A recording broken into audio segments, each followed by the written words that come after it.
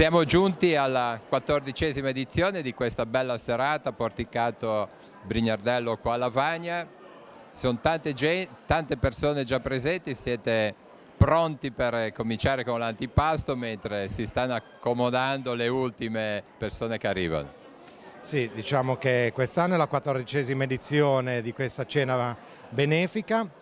Il risultato è notevole perché anche quest'anno abbiamo avuto quasi il pienone, siamo a 318 presenze su 328 posti disponibili. Quindi siamo contenti che la gente di Lavagna e i turisti rispondano in modo così positivo a questo tipo di iniziativa. Vediamo tanti piatti di dietro alle spalle, il menù com'è? Il menù si compone di un ricchissimo antipasto, del minestrone alla genovese, piatto classico della cucina ligure, e assado con insalata e i dolci offerti poi dalle pasticceria. Gli antipasti e i dolci sono tutti piatti preparati, confezionati e offerti gratuitamente dalle varie attività di Lavagna. Questa è la vostra forza, perché chi offre gratuitamente voi riuscite a non spendere. Esatto, la forza di questa cena è che riusciamo ad evolvere una cifra abbastanza importante legata a una sola serata, perché tutte le attività commerciali e qualche signora di Lavagna che ha nel cuore la nostra cittadina offre le basi, le pietanze per preparare la cena, quindi costi ne abbiamo ben pochi e riusciamo a offrire un buon servizio e a fare un'ottima beneficenza. Questo è un bel gesto che tutti i commercianti fanno qua a Lavagna. Questa sera per chi sarà dedicata? I beneficiari di quest'anno saranno l'Anfas di Chiavari, in particolare per la casa famiglia che stanno allestendo, ormai quasi già pronta, però chiaramente è stata veramente un'opera grandiosa, quindi ha necessitato di fondi, diciamo, di notevole importanza. E l'altra parte viene devoluta all'oratorio della Santissima Trinità, che ha la necessità di restaurare la cassa processionale, che per noi è una delle tante opere che abbiamo nella nostra parrocchia, che rappresentano, diciamo, oltre alla bellezza anche la storicità delle nostre comunità. Allora bene, un saluto a tutto il gruppo che lo vediamo alle spalle parti, poi c'è chi ha fatto i minestroni, chi ha fatto l'assado nei vari posti, ma siete un bel gruppo. Sì, direi che il gruppo è veramente notevole. Ci sacrifichiamo fra lavoro e volontariato, però poi la soddisfazione è veramente grande, perché tutte le persone che ci sono dietro per organizzare, quando vedono riempirsi questo porticato, gli si allarga il cuore.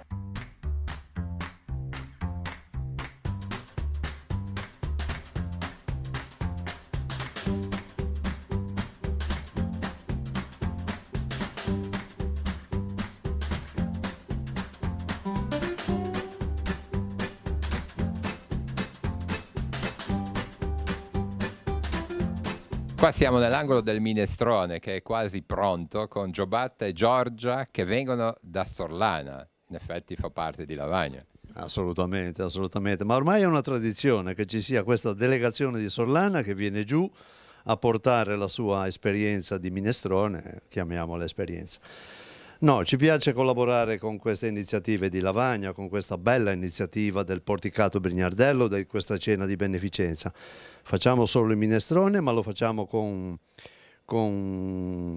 passione, con la nostra esperienza, con l'esperienza delle nostre donne. Stamattina erano qua un gruppo di 6 persone, mi sembra, 6-7 persone. Io sono immeritato. Bisogna preparare le verdure. Stamattina erano 6 persone che hanno preparato, sarà stato un 70 kg di verdure, sono tutte qua dentro, adesso le vedete qua girare, scaldarsi, ma ci sono una quindicina di verdure tutte insieme qua. È per quello che questo minestrone ha così successo, grazie anche alla cura di queste belle fanciulle qua, perché stamattina hanno dedicato dalle 8 a mezzogiorno a pulire tutte queste verdure, ed è un bel minestrone perché ha fatto ancora l'antica con questi principi di mettere tante verdure tutte insieme, un bel minestrone.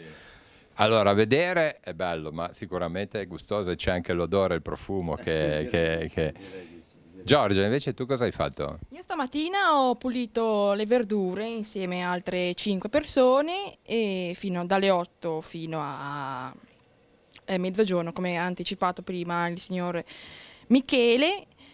E poi oggi sono venuta dalle 6 fino adesso, che sono le 7:08, e abbiamo pelato i pomodori, abbiamo affettato. Così in cucina sei già brava oppure Sì, lo diventi sì. con queste cose? Sì, ho già esperienza cooperativa, sagra cooperativa. Ma a casa fai tu o fa la mamma? Sì, ci scambiamo un po' anche con la sorella. Il minestrone l'hai imparato qua, scommetto. Sì. È vero, no? Sì, con la grande esperienza delle signore che Cuoche. cuoche, che mi hanno insegnato come pulire la verdura, perché mi hanno fatto Scuola. vedere. Esatto, mi hanno fatto la scuola, come pulire bene il minestrone. Allora, insomma, buon proseguimento. Quanto ci mette un buon minestrone a essere pronto? Allora, 4 ore, noi calcoliamo 4 ore della pulizia verdure per quelle 6 persone. Ha bollito dall'1 alle 8, 7 ore. 7 ore di bollitura e viene Non fuori. è poco. Non è poco, no, ma un buon minestrone si fa così. Bruno, l'assado è buono? Io spero, perché non lo so, l'ho già fatto parecchie volte, però nessuno si è mai lamentato. Speriamo che sia buono. Qual è il segreto di fare un buon assado? Niente, averci pazienza di non bruciarlo all'inizio, poi tutto nella volontà di stare lì 5 ore come minimo e cuocerlo lentamente. Siete venuti presto oggi? Io ero all'1:30, ero sul campetto della Madonna del Ponte, mi sono prima a legarlo e metterlo sui ferri e poi alle 3 ho cominciato a dare fuoco e fino alle 8 è cotto, poi l'ho staccato e speriamo che sia molto buono. Sono 300 gli ultimi dati, 330 persone. Come fate a calcolare quanta carne... E qua il dilemma. Non dico niente, su questo non dico niente perché per 300 persone ci vorrebbe un po' più di roba. No, vabbè, però è una cena, non si mangia solo assado. Mangiano il minestrone, fanno l'antipasto, perciò quando arrivano all'assado sono già pieni. E spero. E poi sta a noi tagliare sottile e darne meno. Va bene. E i giovani? Lei sta insegnando a qualcuno? Sta insegnando? Non lo so, io volevo portare mio figlio oggi, ma preferisce andare al mare. Anche perché è dura. No, perché a parte il problema che tra il caldo che c'è nell'aria e poi il fuoco, vai lì vicino al fuoco, è una sudata unica tutto il giorno. Perciò 5 ore di sudata. Poi bisogna anche spostarlo, no? Ogni tanto. No, il problema è quello, la prima ora puoi stare un po' più calmo, ma poi è tutto un gira, dipende quanto ne fai alla volta, quante pance, ma lì è gira, rigira, bagna da una parte, quando hai finito da una parte devi ricominciare dall'altra, perciò è un dilemma. Bisognerebbe fare qualche doccia. Anche 2. Durante il giorno, però dove ero non era E possibile. il suo socio che non è voluto venire a parlare, come si chiama? Remo, Salutiamo Remo allora. Remo, lui è Così vi fate anche compagnia. ha sempre fatto l'assado per tante sagre in giro, adesso diciamo ha la sua età e non ce la fa più. Viene, mi dice questo non va bene, quello va bene, mi supervisiona un po'. Bene, poi c'era anche un'altra persona vicino a lei però. Gianni Coppello del Ponte, che lui era su nel campetto, però lui non se ne interessa di quelle cose lì, adesso mi darà una mano a tagliare. Bene, così c'è stato anche collaborazione con Santo Stefano, Madonna del Ponte, insomma. Ma è giusto anche così, almeno io la penso, perché sì. la Madonna del Ponte Sono bravi lì. un tempo avevano una sagra, tutte le cose, adesso è un po' decaduta, speriamo che si riprenda nel futuro. Va bene, è difficile portare avanti queste feste. Bene, allora Bruno, Anche la perché salutiamo. adesso bisogna andare a fare dei corsi e tutto. Non è I facile, giovani non so se tutti lo fanno. non è facile. Va bene, allora l'equipe dell'Assado, salutiamo l'equipe dell'Assado. Arrivederci.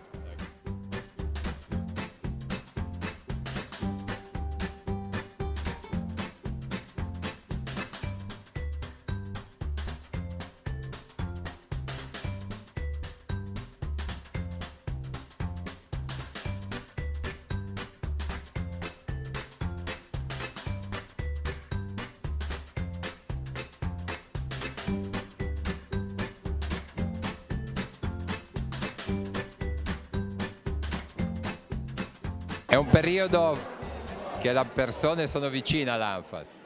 Sì, meno male, perché lo sono sempre stati, ma in questo momento davvero ne abbiamo un bisogno incredibile, per cui bello. Partita e questa serata.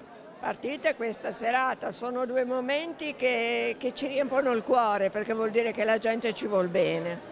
Tra l'altro l'Anfas a Chiavari, questo viene organizzato a Lavagna, ha un valore ancora più aggiunto. Attenzione, Anfas Tigullio Est, quindi noi ci sentiamo di tutta questa parte del Tigullio, davvero. I nostri ragazzi sono divisi proprio in maniera quasi equa fra Sestri, Lavagna, Chiavari, Entroterra, quindi no, siamo di tutti.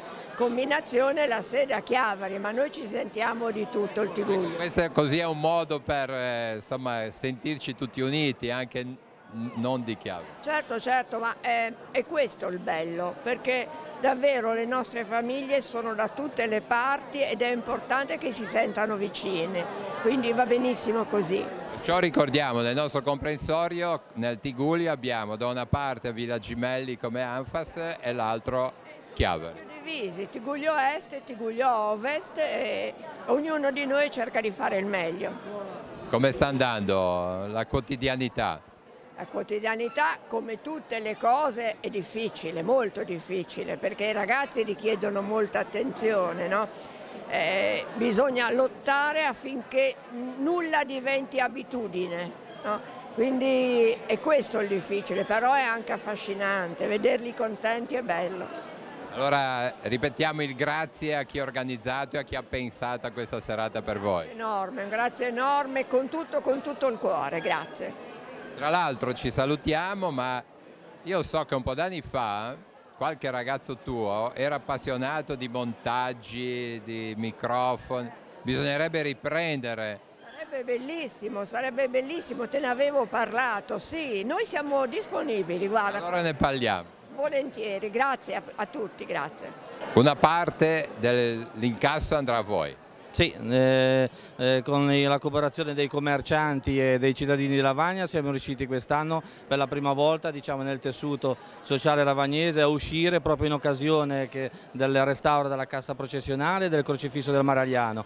Come confraternita abbiamo partecipato al bando della compagnia San Paolo e siamo arrivati primi fra Liguria e Piemonte proprio per il bando migliore e di conseguenza accediamo al finanziamento del 50%. Lo sforzo è notevole perché la spesa è quasi dai 50 ai 60 mila euro e di conseguenza la metà ci manca, fra virgolette, perciò dobbiamo attingere a risorse nostre e anche con eventi, tra cui questo devo dire che è pienamente riuscito come tutti gli anni grazie sia ai volontari del CIV e di tutta Lavagna e comunque c'è sempre una risposta notevole anche perché Lavagna, dovessi mettere un titolo, diciamo Lavagna per la solidarietà c'è sempre, in qualsiasi occasione e in questo caso ci siamo noi e l'Anfas e ogni anno si ripete sempre questa cena benefica. Ecco, ritornando al restauro, un restauro importante. Sì, importantissimo perché sono proprio opere certificate di Antonio Maria Maragliano, che è uno scultore genovese che è vissuto tra il 1700 e il 1780 e sono anche, diciamo, dirette dalla sovrintendenza delle belle arti, dalla dottoressa Paola Traversone e abbiamo fatto anche dei preventivi, diciamo, fra tutte le restauratrici in essere e quella che ha vinto è lo studio Oberto Margherita Levoni,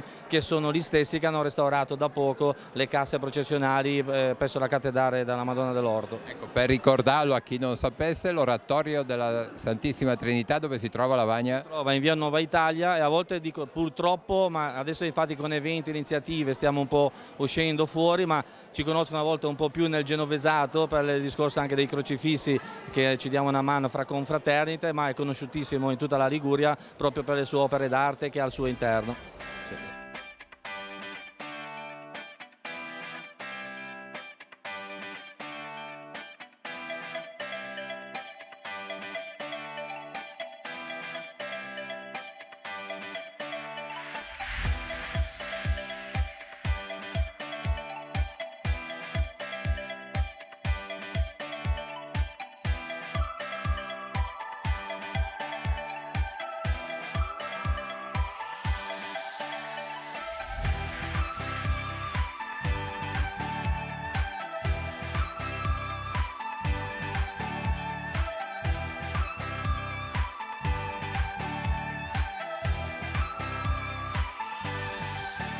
Abbiamo anche la presenza di questa associazione con tanti bambini. 9 bambini che come ogni anno, ormai da 6 anni, vengono ospitati in Italia, più precisamente a luglio in provincia di Milano, agosto in provincia di Genova a Lavagna. 9 bambini saharawi che vengono quindi dai campi profughi del Sahara Occidentale, tutti disabili. Quest'anno abbiamo fatto anche quest'anno l'accoglienza di 9 bambini e finiamo l'accoglienza perché i bambini ripartiranno il 25 di agosto per casa loro. Finiamo la nostra accoglienza con una bella esperienza, visto che siamo ospiti del CIV per questa serata di beneficenza. Ci eravamo già conosciuti al villaggio del ragazzo, insomma ho avuto l'impressione di questa associazione con tanti giovani, no? Come è andato questo mese e soprattutto il vostro impegno per i bambini? Siamo un'associazione composta da giovanissimi, dal direttivo ai volontari, a chi ci aiuta quotidianamente, siamo tutti giovanissimi e siamo tutti del territorio.